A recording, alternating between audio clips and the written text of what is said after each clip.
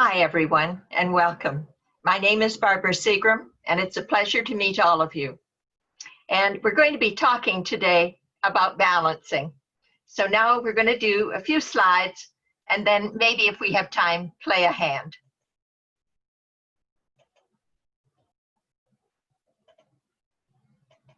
Here we go. We're talking today about balancing, and I'm not sure how much you know about it, but in balancing, it's a whole new world in the world of bidding. And it's a terribly, terribly important world. Just a moment now, and we'll get you, we'll be all set up. There. Now, what is balancing in bridge vocabulary? It's not an elephant on a high wire. So what is it? Well, you are called in the direct seat. If it goes one club on your left and it's your turn to bid, you're considered to be in what we call the direct seat if your right-hand opponent has made the opening bid. But you are said to be in the balancing seat when you're in the pass-out chair. If you say pass, the auction will be all over. So if it goes one club pass to you, then the auction is now possibly all over.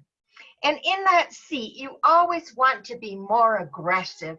You want to push the opponents. You don't want to let them buy it for a low-level contract like one club, because they're going to make it and you're not going to do very well. So you want to push them around just a little.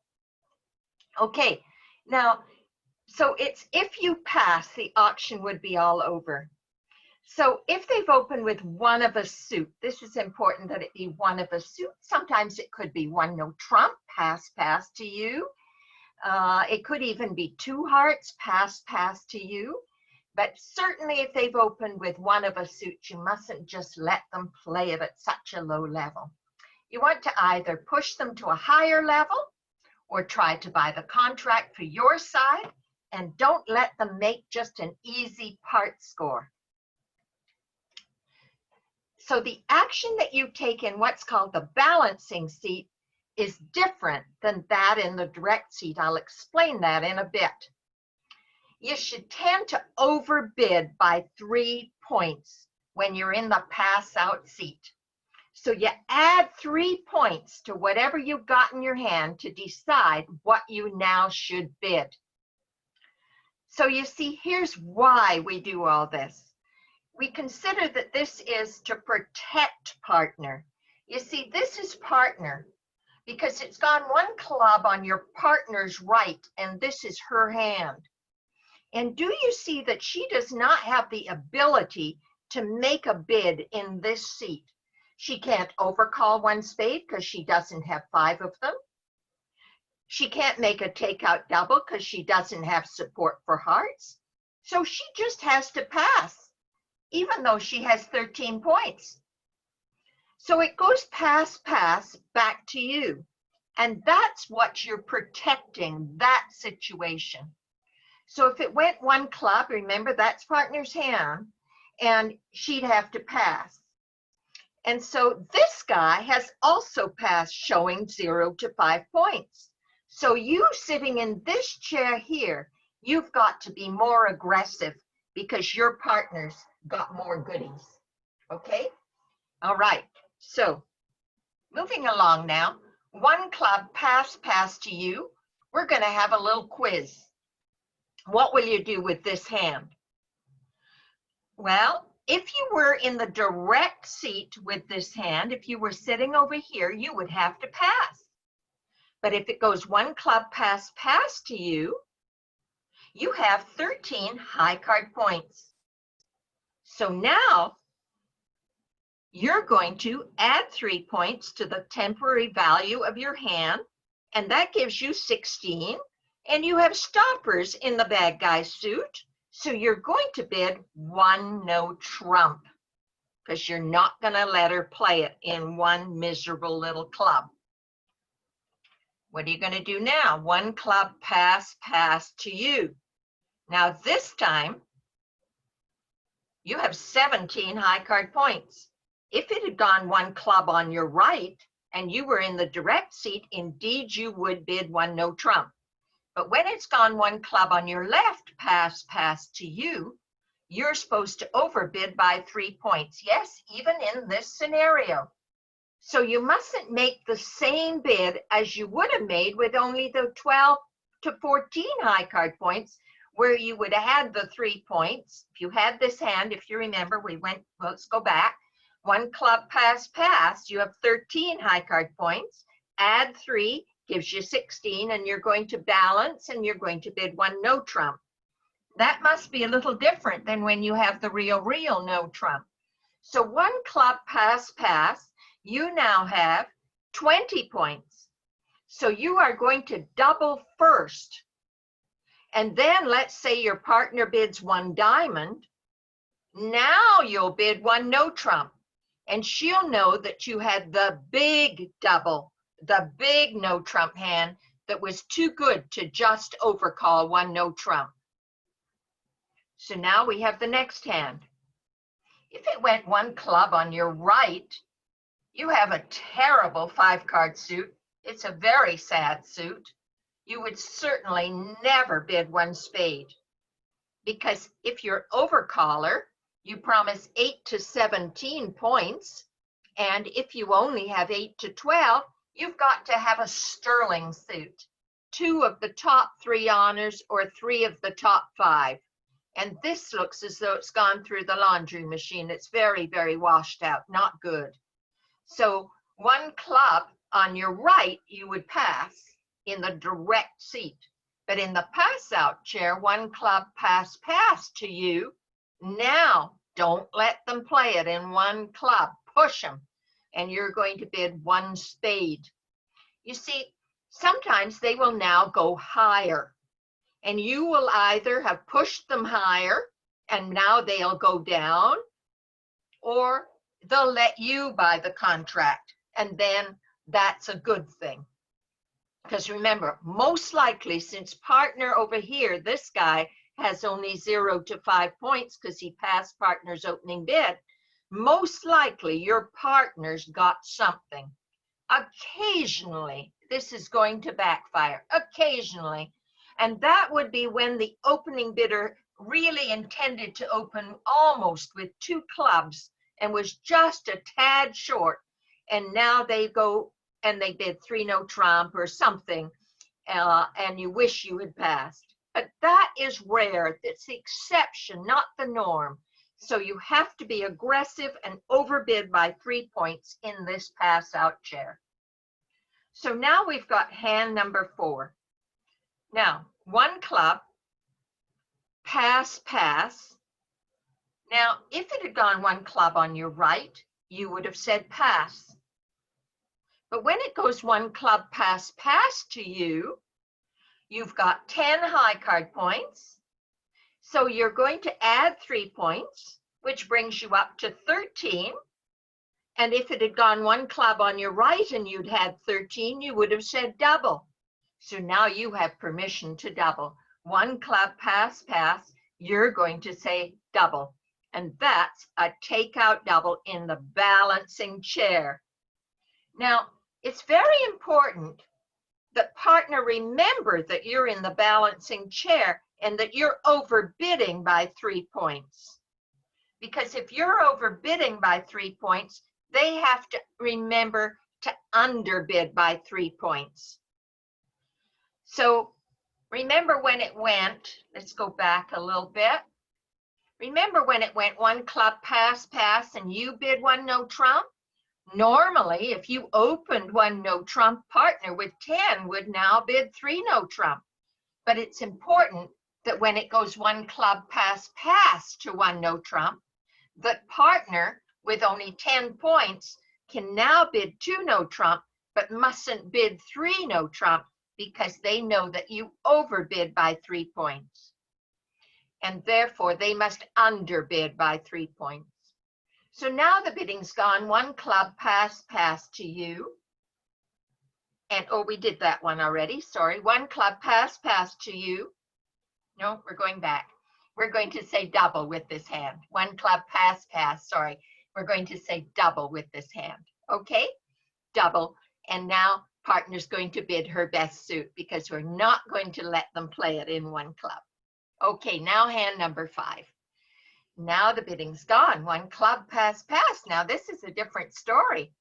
You'd like to double them for penalty, but you don't have the ability to double them for penalty because double is a takeout double. And therefore, you're going to want to defend when you've got this lovely, lovely stuff. And now you're going to just let them play it in one club, and they are honestly not going to have a good time. Now, some people call it borrowing a king.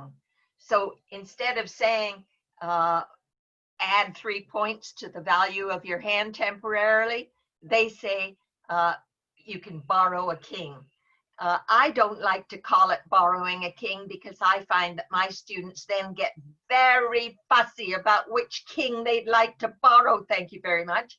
And so I think it's better to just say add 3 points temporarily to the value of your hand. We've talked about this a little bit already, that since you're overbidding in this seat, that partner must now compensate and underbid. Now there's another time then we double. Again, the contract is low. And remember that if they have found a fit, there's something you may not know. If they have a fit, most likely you have a fit too. That's just kind of the law in bridge. So if it goes 1 heart pass, 2 hearts pass, pass back to you, this is another situation when you can balance. Here's a time when you don't want to balance. You don't want to balance if the opponents have found no fit and they're just leaping around trying to find a fit. We'll come to that in a minute. So bridge is a bidder's game. Alex, my husband, always says the meek shall not inherit the earth. So push the opponents around and don't let them steal contracts at a low level. So if their side has half the high card points, then so does your side. And if their side has a fit, your side does too. So once you manage to push them, however, to a higher level, it's usually not right to bid one more yourself. Just pass and defend and hope to take your plus. So here are some of the possible consequences of you being pushy. Let's say you let them play it at the 2 level and you don't balance. And they're in two hearts. So they make it, and that's 110. So you didn't balance. But there's 5 scenarios when you do balance, let's say. Supposing it went 1 heart, pass, pass to you, and you bid 1 spade and you make 2. Or 1 heart, 2 hearts, pass, pass, and you bid 2 spades and you make 2. And you make 110. Now, you bid at the 3 level. They push you, or you've opened and you get pushy, and you bid at the 3 level and you go down and you're minus undoubled, minus 50 or 100. Let's say you push them to the 3 level and they go down, you get 50 or 100. Let's say they bid 3 and they make it. Well, then you break even because they are making 140. But if they double you and you go down, then you're minus 500. So out of these 5 situations, when you balanced, can you see that 3 out of the 5 times you're ahead of it? You're ahead of letting them play it in 110 and making 110. Or if you're just breaking even if they bid 3 and they happen to make it, and you're doing badly just 1 time. That's the 20% of the time. So it's a good thing to push them. So now I'd like you to look at this hand with me. This hand's the dealer. So they open the bidding with 1 diamond. This hand should not bid with this hand. They have 12 high card points, flat, balanced. In order to make a takeout double, they should have 13 points, including distribution and shortness in opponent's suit diamonds. They don't have that. So it's going to go 1 diamond pass, and this hand's going to bid 1 heart. This hand is going to say pass, and now this hand's going to bid 2 hearts. Now it goes pass, pass, and you've got to push them around a little. And you're not going to let the contract die, knowing that your partner most likely has the balance of the points, which is why it's called balancing. Your partner's got the balance of the points because they're letting it die cheaply. They only have 20. It means your side has 20. So 1 diamond pass, 1 heart pass, 2 hearts, pass, pass, 2 spades. This is going to work out terribly well. You're going to lose 1 spade and 1 heart and 1 diamond and 2 clubs. And you're going to make it. So that's kind of fun. Okay, so now we're going to look at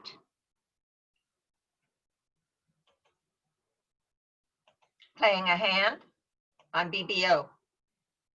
So I have a hand here for you, and the bidding's gone. This is the dealer.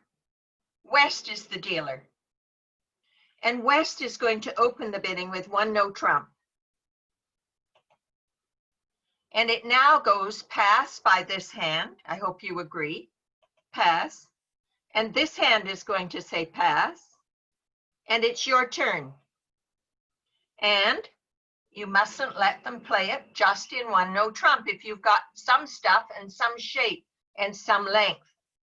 So therefore, you're going to enter the auction, remembering that if it had gone 1 no trump on your right, 1 no trump on your right, you would never have bid with this dreadful hand. But when it goes 1 no trump on your left, pass, pass, now you're going to be pushy and bid 2 hearts. If they bid 2 no trump or they get involved, then they're going higher, and then hopefully they won't make it. Now let's have a look at how we're going to play this. Now, you're going to count that you have potentially, you do have a 10 card heart fit, so maybe only 1 heart loser. As it turns out, it is only 1 heart loser. So let's call it 1 heart loser. But I'm not sure if you realize it, but you've got 2 spade losers here. Unless this nice person leads the ace of spades, which they're not going to unless they're a friend or a relative. So they're not going to lead the ace of spades. So you've got to call that 2 spade losers, and 1 heart loser is 3, and 2 diamond losers is 5.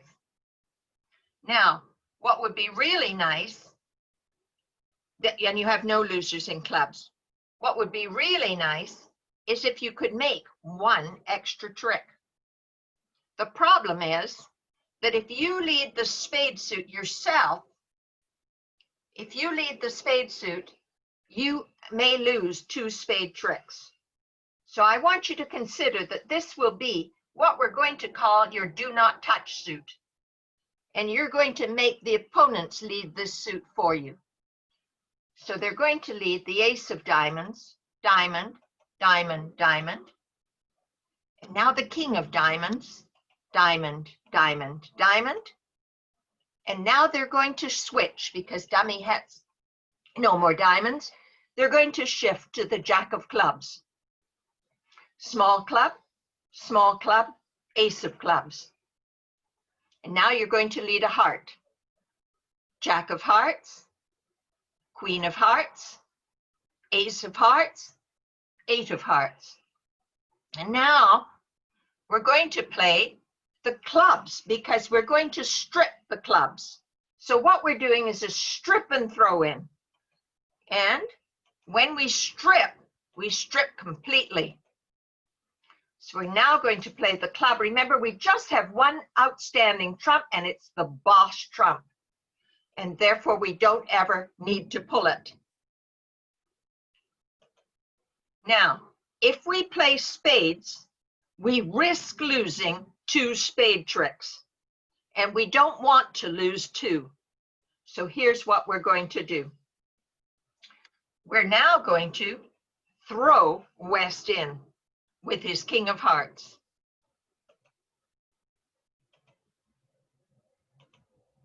And now what would you like West to do?